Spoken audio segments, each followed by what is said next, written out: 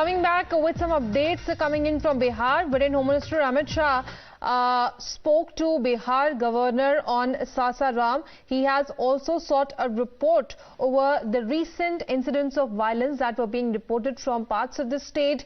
And remember, he is today going to visit the state, wherein he is going to hold and perhaps attend a program in Nalanda at around 2 p.m. But let me go across to my colleague Amit for more on this. Amit, सबसे पहले क्या कुछ जानकारी देंगे इस बातचीत की जो हमारे गृह मंत्री हैं अमित शाह, उन्होंने राज्यपाल से बात की है और कानून व्यवस्था को लेकर चर्चा की है, रिपोर्ट मांगी है, क्या कुछ इस पर बताएंगे?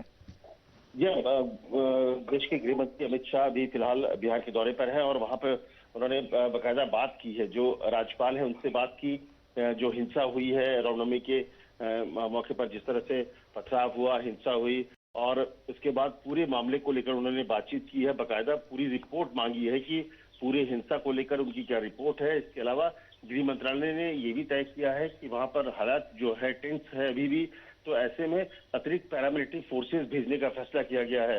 तो वो भी पैरामिलिट्री फोर्सेस भी भेजी जा रही है, लेकिन वहां के हालात को गृह मंत्री वहां पर खुद आज दौरे हैं, दो प्रोग्राम है वहां पर। तो ऐसे में राज्यपाल से बात कर पूरे हालात का जायजा लिया है, जानकारी ली है और पूरी रिपोर्ट भी मांगी है राज्यपाल से।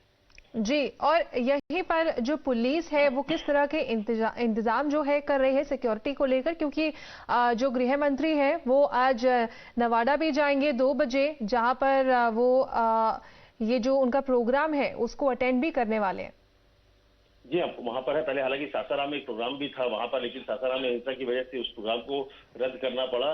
पहले 3 प्रोग्राम थे, लेकिन अब सिर्फ 2 ही प्रोग्राम है। लेकिन ऐसे में वहां हालात इतनी बिगड़ी हुई है, तो इसी वजह से अमित शाह को अपना कार्यक्रम रद्द करना पड़ा था। लेकिन अब वहां पर क्योंकि वो उस दौरे पर बिहार में है और बिहार में उन्होंने राज्यपाल से पूरे जो हिंसा हुई उसकी जानकारी भी ली और रिपोर्ट भी मांगा है, ताकि वहां पर क्या हुआ, किस तरह से हिंसा हुई और हिंसा के बाद उस वहां पर कानून व्यवस्था को नॉर्मल करने के लिए किस तरह के इंतजाम किए गए, तमाम चीजों को लेकर रिपोर्ट मांगी है और अतिरिक्त पैरामिलिट्री फोर्सेस को भेजने का फैसला भी किया गया है। जी, तो जो पैरामिलिट्री फोर्स तैनात करने की बात की जा रही है हमें, जैसा कि आपने बताया, कितने सिक्योरिटी पर्सनल को डिप्लॉय करने की बात हो रही है अभी? All right, so that was Amit sharing all those latest inputs coming in as far as Bihar is concerned, because last night as well 2 incidents of violence were reported. Previously it was on Ram Navami when the incidents of violence were reported from the state. Now Home Minister has spoken to the state governor. A report has been sought from the police over the current law and order situation in the state. On the other hand, paramilitary are going to be deployed, wherein the order has been issued from the central ministry, and in view of the current tense situation in the state, additional force is going to be deployed in the state. For the meantime, let's move on and shift our focus to yet some more breaking news coming in.